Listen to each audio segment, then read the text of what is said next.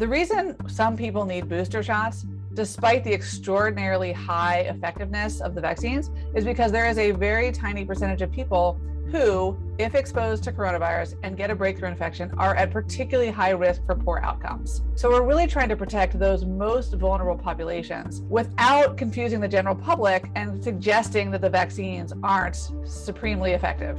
The amount of protection is variable and depends on the host, the patient who is the recipient of the vaccine, and the booster itself.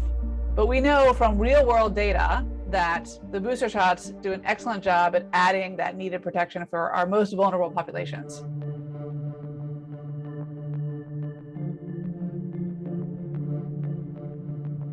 People who are eligible for booster shots right now are Pfizer and Moderna recipients who are 6 months out from their last dose, who are over 65, or who have underlying health conditions that put them at higher risk for severe disease, and people who have occupational risk factors for more exposure to coronavirus. People who are immune compromised can get that third dose 1 month after their primary series. All J&J recipients are eligible now for a booster shot. They can get a single mRNA shot, either the Pfizer or the Moderna, or the J&J as a second dose. And they should get that second dose 2 months after their original shot. We have learned through real-world data that the J&J vaccine, a single dose, is not as effective as the mRNA vaccines at protecting people from severe outcomes and from COVID-19 in the first place.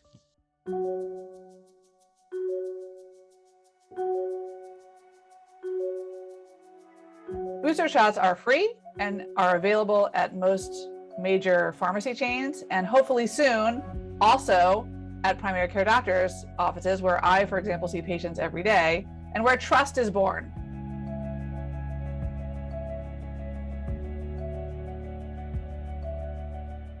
Mixing and matching COVID vaccines means that if you got the Pfizer vaccine series, it is okay and perhaps even advantageous to get a different vaccine like the Moderna for your third dose, if you are eligible.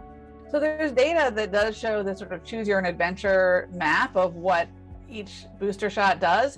But at the end of the day, again, I think it makes sense to keep a broad view of our goals here and recognize that Pfizer and Moderna are very, very similar in terms of their effect, and that whichever one you can get access to, if you're eligible, is the vaccine you should get.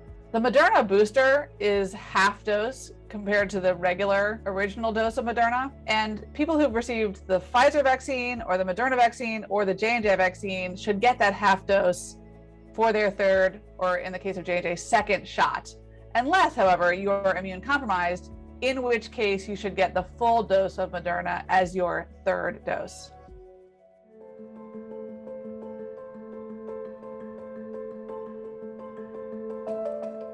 The side effects of the booster shots are very similar to the side effects of the primary series.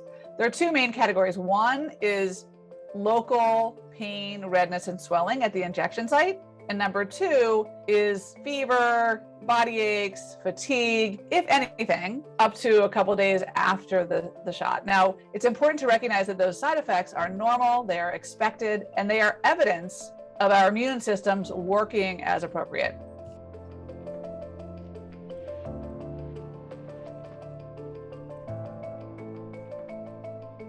For people who've had the vaccine series and who get infected with coronavirus, it's really a shared decision between you and your primary care doctor as to whether or not you should get a third dose. Because getting the actual virus and mounting an immune response to coronavirus itself can count as another booster depending on the level of infection you had. And it's very, very variable among different people as to whether or not that would qualify as your third dose, so to speak.